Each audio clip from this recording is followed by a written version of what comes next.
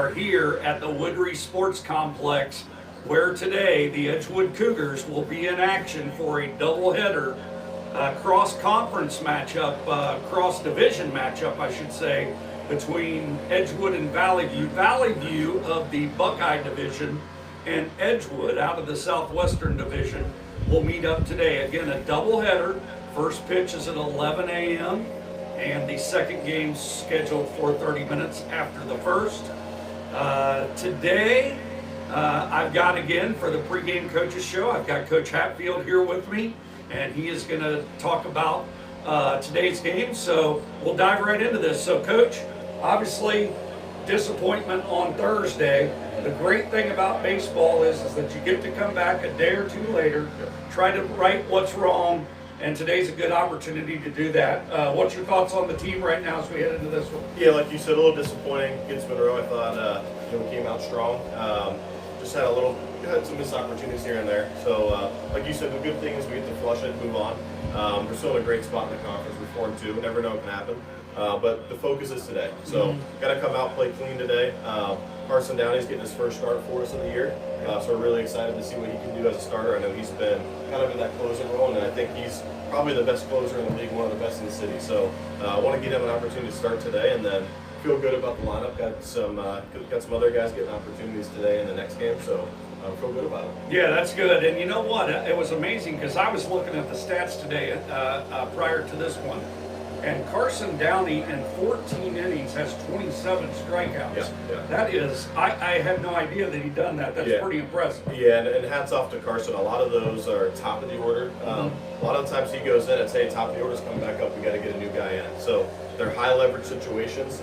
Those aren't easy strikeouts. So that number is very impressive. So we're hoping today just to have him come out, be the same guy he is, fill up the zone early, and kind of let his off-speed work in positive counts for us. So agreed. That's great. So you touched on this briefly, double headers. Yep. You get to the weekend, good opportunity to roll out some guys, get them some ABs and get them some experiences. And, that's the opportunity to do that today. I remember when I was coaching the double headers, you sort of a lot of times went after game one, and then you gave certainly everybody, and you want to win them both, don't get me wrong. Yeah.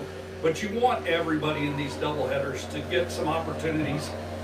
Your thoughts on that as we roll into this one today? Yeah, like you said, with the doubleheader, you kind of have to make a lineup for game one and a lineup for game two. Kind of think, hey, this game we want to get these guys opportunities. The next game we'll get a different set of guys opportunities. Now that could change. Somebody goes 4 for 4, hits a home run or something, and their name has to be in the lineup, right? So yeah, today's a good opportunity. We want to, like you said, win both, obviously. Come out and get this first one, and then try to get guys opportunities where it makes sense as well. We have a lot of guys on this team, especially some of the younger guys that are very good players.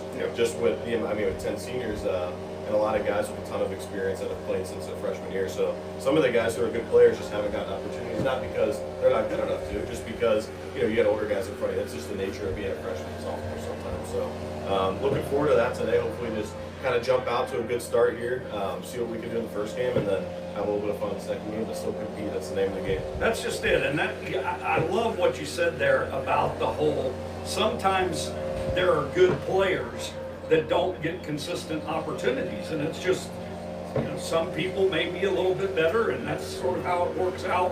And those are tough decisions that coaches have to make, but that's interesting.